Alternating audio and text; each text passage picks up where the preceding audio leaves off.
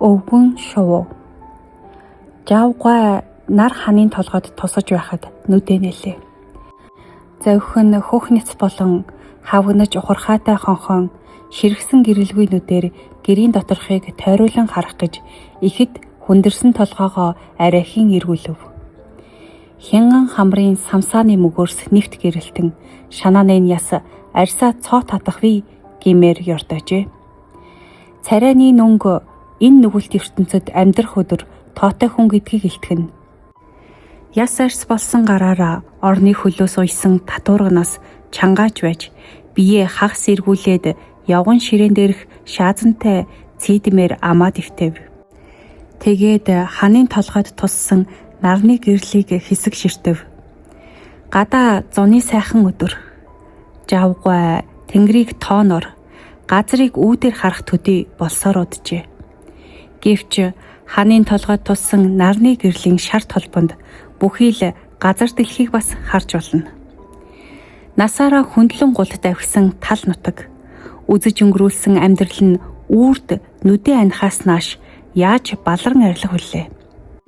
Өглөө болгон одоо ингээд зовлон тусах цаг ирээгүй юу гэж гойрдох боловч өдөр хоног өнгөрсөөр л байна.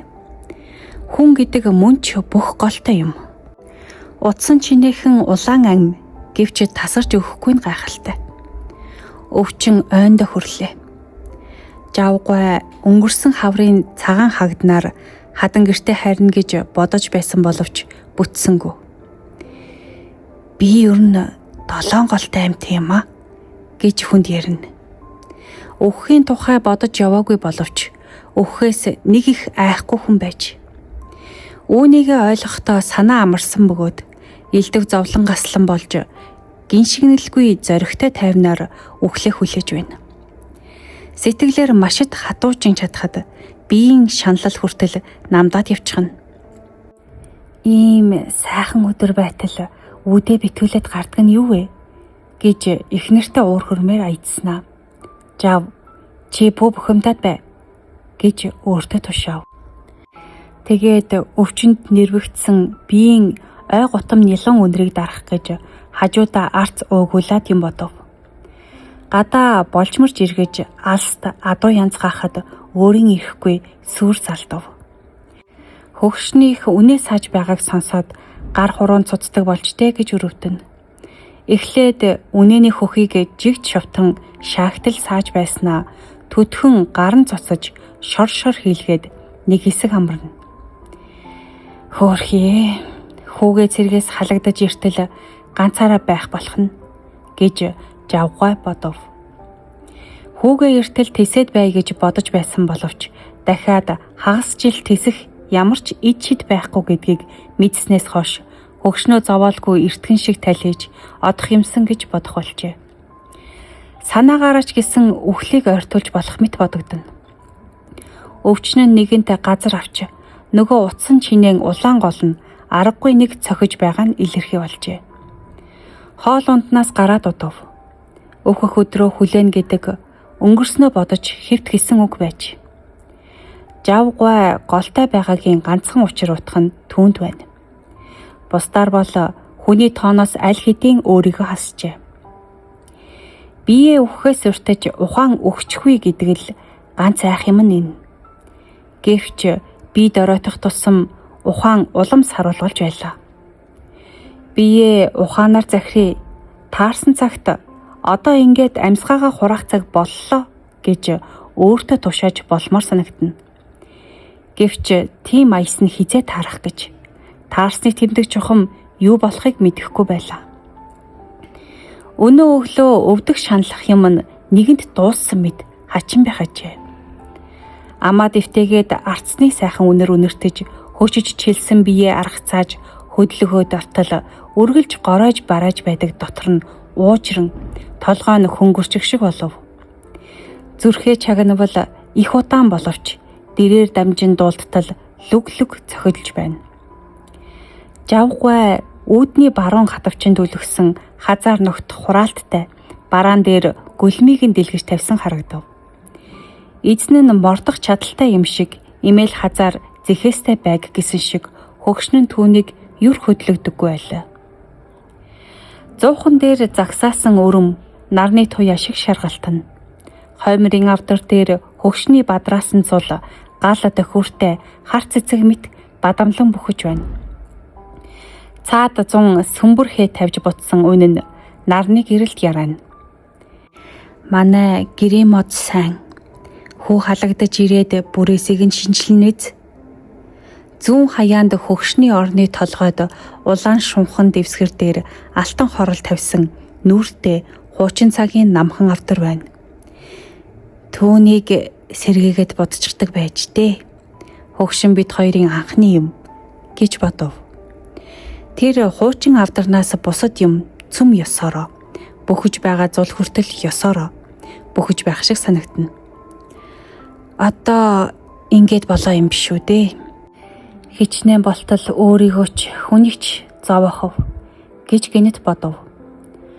Хөгшин нь үнээгээ саагаад орж ирэхэд айлын хүүхдийг давхиулаад нутгийн өвгчүүлийг ирээч гэж хэлүүлв.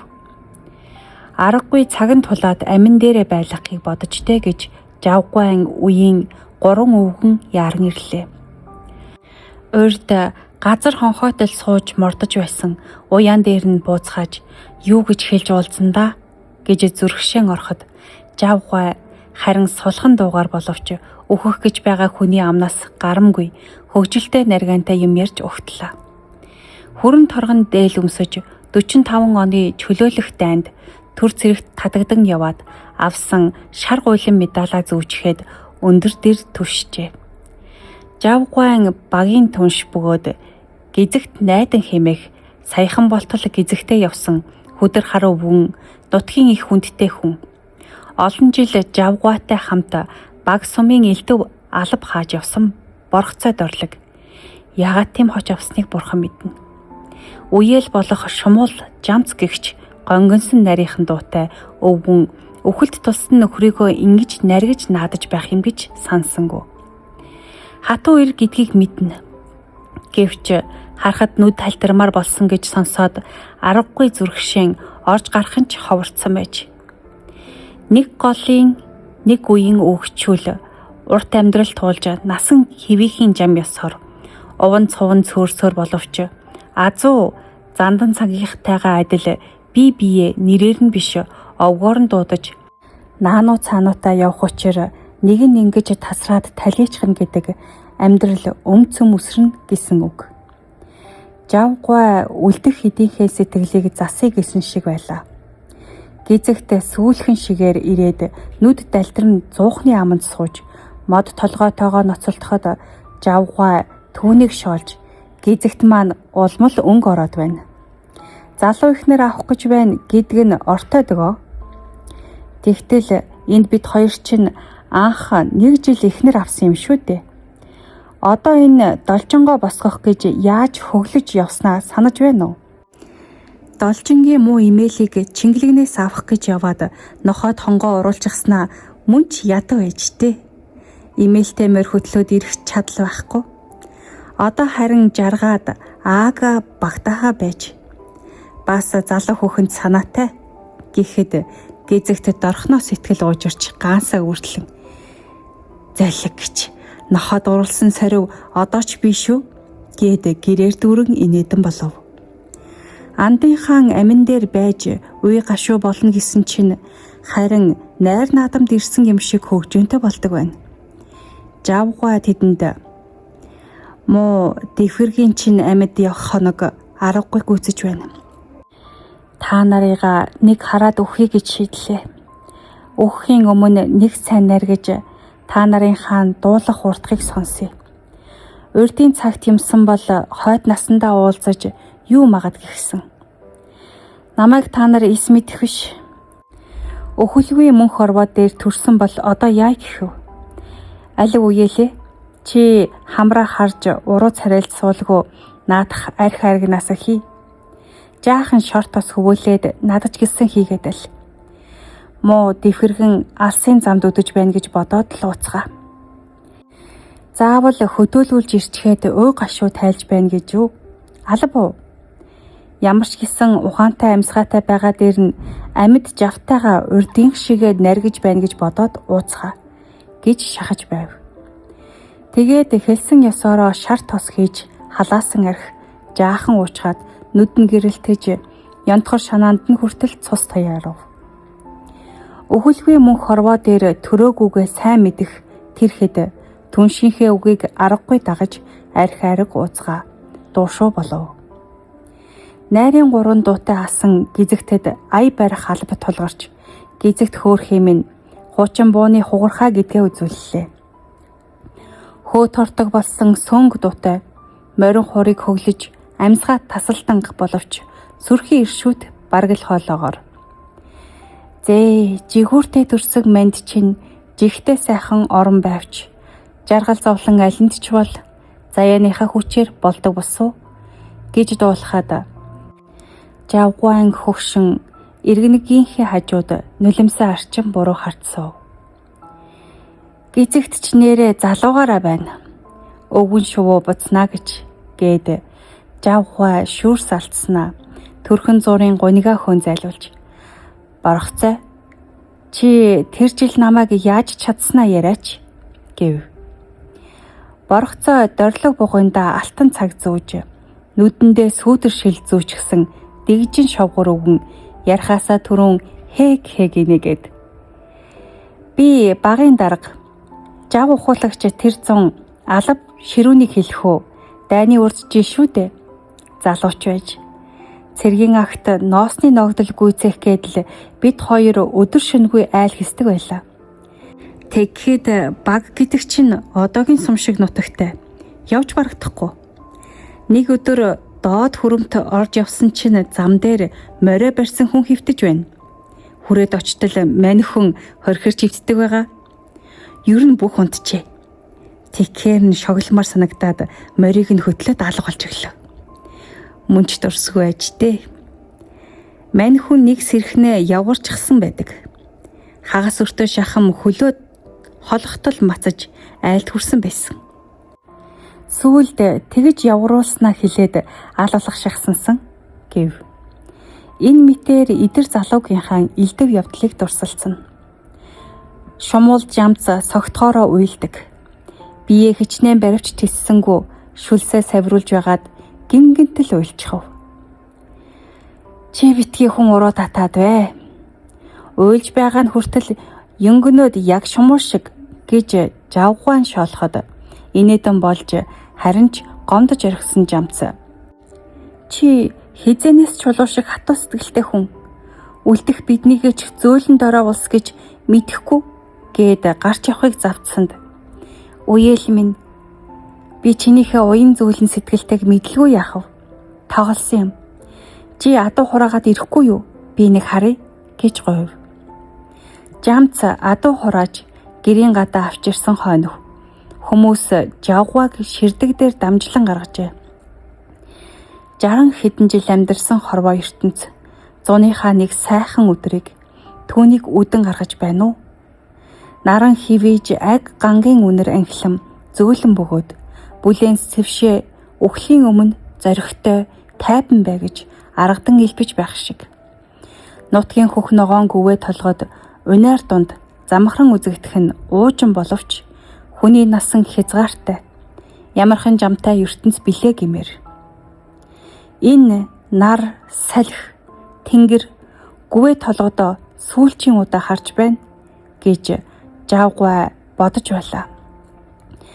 Жамцын хурааж авчирсан адуу уйрглан бөөгнөрч аага багтааж ятсан унгадаг тангаралдан чарлалдах бөгөөд харин нэг хөгшин буурал сүргээс зайдуу зүйрмэглэн байна.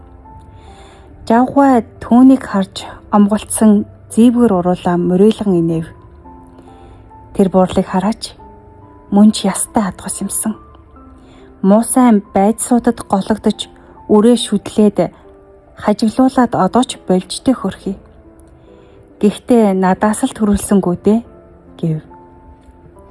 Чингээд хэдэн мөч өнгөрөхөд нар салхинд цочирцсондоо ч юм уу амьсгаан дээр гарч нүд нь жигтэйхэн хурцаар гэлэлцв. Үеэлээ уурганы минь хувийг тайлаад ал гэд хувиа гизэгцэд өгч. Чи залуу ихнэр авахснаатайгаараа үүнийг ав.Ооны хүзүүгээр хийсэн сайн хувь шүү. Чадлаа үзүүлэхэд чинь хэрэг болно гэв. Дорилог түнштэй сэлбэр нь балартлаа илэгдэж мүлийсэн жижиг гартаам хөргөө. Ганган хүнд гарих нэмэр гэж өгөв. Чингээд сүүлийн үгээ хэлсэн. Та нарыгаа нутаг усаа адуу малаа харж авлаа. Хичнээн сайхан салж болмооргүй ертөнц боловч гизэгтийн дуулдаг өвгөн шувуу буцах цаг болжээ. 60 хэдэн жил дэлхийн тос хөдөлгөж их л юм үзлээ.